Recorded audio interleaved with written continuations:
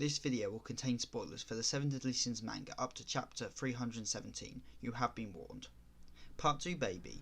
Now I didn't expect to be making another video on Escanor so soon, but you know, chapter 317 dropped and it's an Escanor chapter, so I've no choice but to make a part 2 to whatever my Escanor Virtue Community video was called. So if you ain't watched the first part, then it's up top, and if you really can't be bothered, just watch this and I will summarise the video after a quick word from our sponsor. Ha, garden, this channel has no sponsor, so since you've been bamboozled, you must now like and subscribe. Now on with the summary. Basically, the theory is that each of the sins will by the end of the series transition from embodying a 7 deadly sin to a 7 heavenly virtue. We've already seen this with Ban changing from greed to liberality, and I think we're now seeing it with Escanor going from pride to humility.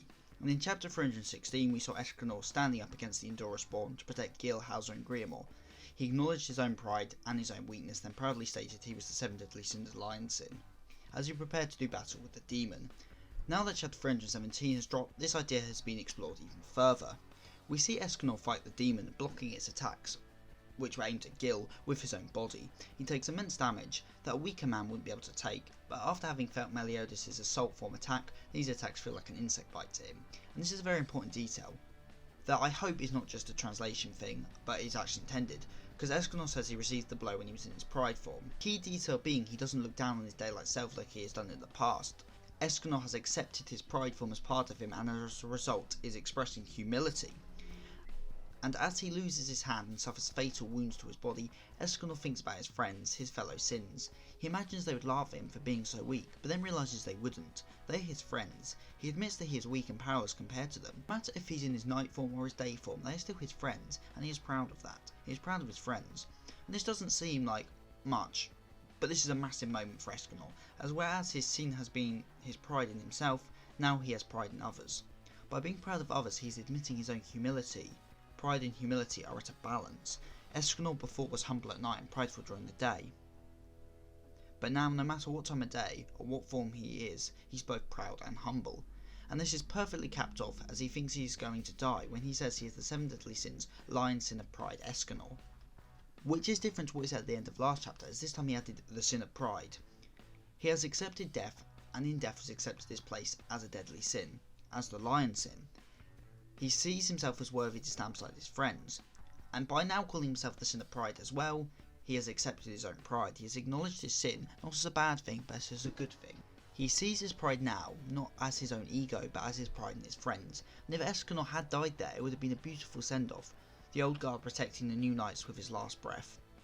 But then, he comes, the Archangel Mel. He tells Escanor he can't fight the Demon King. But Mel got it all wrong. Escanor's last wish before he thought he was going to die was to be with all his friends at the end, and that's what he plans to do. Although Mel saved Escanor's life, he has still accepted death. Escanor takes back Sunshine and now will join the final battle, so when his body gives in he can die fighting by the side of his friends. He plans to die helping others, not himself, the complete opposite of pride and the definition of humility. Now, whether he will actually die is hard to say. Obviously I don't want Escanor to die as he's my favourite character in the series, but on the other hand, if he dies saving others, it would be a brilliant completion of his character as a whole. Though since he now has Sunshine back, I guess our hopes of seeing the one Mel are pretty much dead in the water. Unless there is another arc after this, which I honestly doubt, as especially with all this Escanor stuff, I think we are gearing up to the last showdown. So yeah, part 2 done. Hopefully there won't be a part 3 for too long. It's not like I don't like making these, but I want some variety on this channel to maybe get some views because nobody watches these.